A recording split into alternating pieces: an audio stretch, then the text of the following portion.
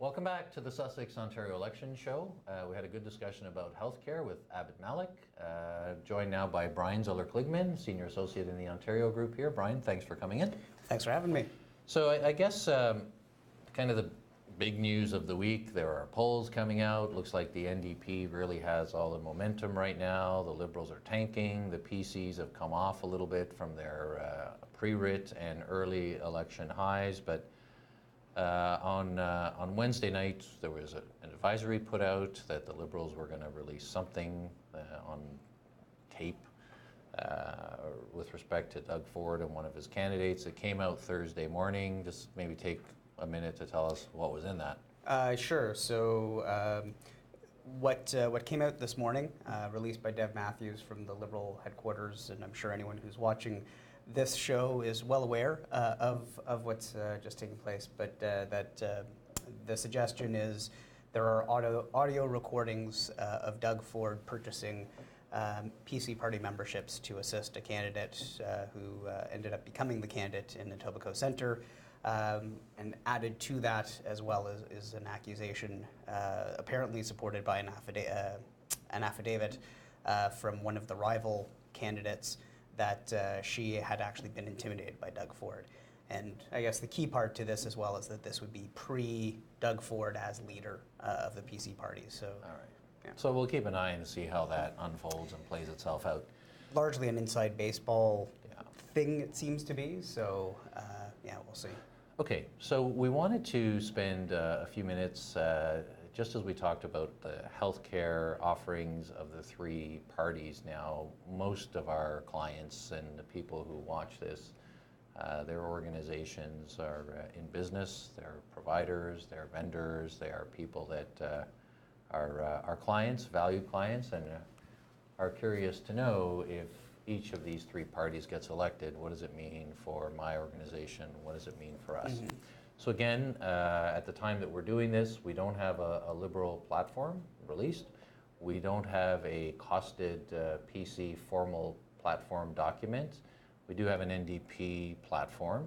Mm-hmm. It was pointed out by the Liberals that there was $700 million in their contingency planning that they counted one way, should have been counted the other way, and Andrea Horvath admitted there was a $1.4 billion mistake in their numbers. But beyond that, I'm going to ask you, for private sector companies that are out there right now, let's just take a second and so the PCs are leading in the polls. Mm-hmm. We'll start with them. If Doug Ford and his party are elected on June the 7th, what do business people have to look forward to, and what should they be leery of? Yeah, so certainly with the entire narrative of this campaign, particularly the line about care versus cuts, we have seen most of the platforms have been really focused on healthcare, mental health care, dental care, pharmacare, all of those care programs. The economy, other than being a talking point in sort of the cost of living or the cost of doing business here in Ontario, hasn't necessarily featured as prominently in the platforms.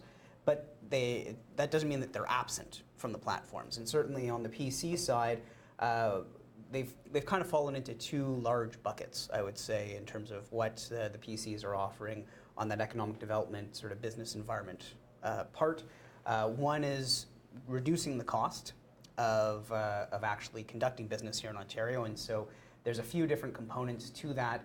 The PCs have announced that they would drop the corporate income tax rate by a full percentage point. Of course, this is just the Ontario portion of the corporate income tax rate, so the income tax rate will go from 11.5% to 10.5%. They've also announced that they will reduce the small business tax rate.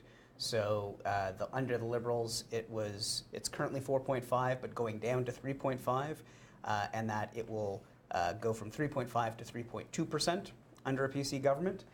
And then as well, we've also got a couple of not necessarily directly business pieces, but certainly of interest to those in the business sector. One, a pledge to reduce the price of gas by 10 cents a liter, both by dropping the cap and trade program as well as by dropping the actual provincial tax program on it.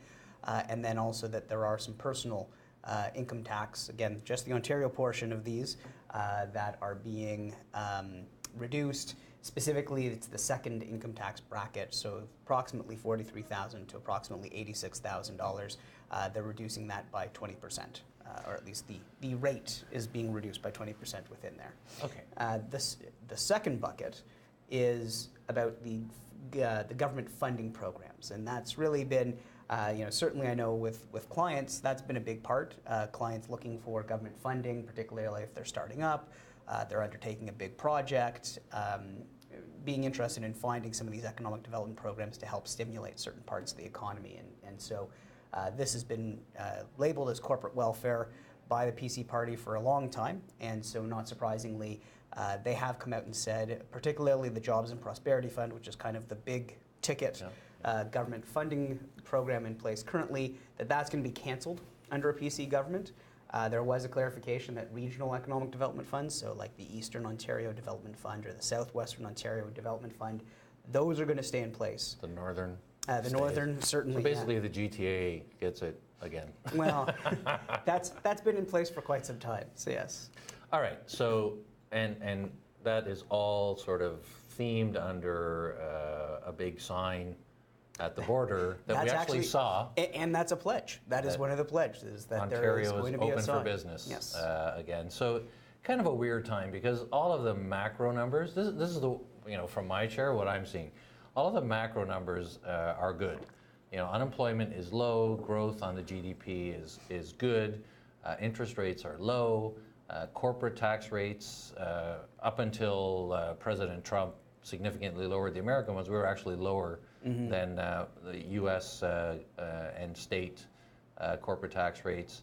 So now we might have to do some adjusting there. So at a macro level, things are good.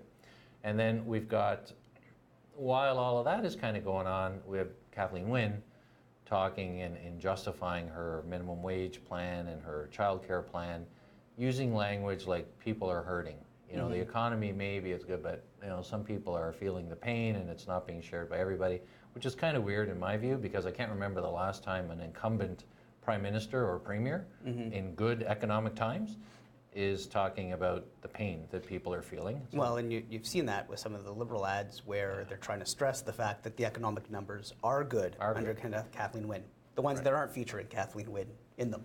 Although we do have a new ad this week, we should point out that prominently features Kathleen Wynne. It's a bit of a risk, I think, given that her favorable numbers are quite low and well into the negatives, but that's a chance that they're taking. So it's kind of a strange time in terms of the discourse that's happening in this election because, just think back to recent federal and provincial elections when the economy is good. Whoever is in power is just hammering that message home. I know that the affordability question has been raised a lot in the polling. The cost of living is an issue, and so the parties come out with their child care plans and reducing hydro rates, which everybody's reducing hydro rates by between, I think, 25, another 12's 37 for 30, the PCs. And 30% for the NDP. 30 for the NDP, although they're getting rid of time of use pricing, which somebody that works here says, I plan my laundry around those rates, so I guess I'm going to have to redo my schedule if that ends. Nonetheless, it's kind of strange that that is the debate that's happening, but we'll keep going. Well, it is and it isn't. So, we've seen, so right now, the economic indicators are all favorable. Really what, at least at the macro level, one of the concerns are really those prevailing headwinds between the U.S. tax cuts that we saw that have only just recently come into effect, and then also, of course, the uncertainty around NAFTA. And even just yesterday, we've seen that President Trump has initiated a new review of Canadian manufacturing. Because we're spoiled. Because we're spoiled. Yeah. We've been very bad. So there are these headwinds that are potentially reducing the investment coming into Ontario, perhaps reducing some of that economic activity.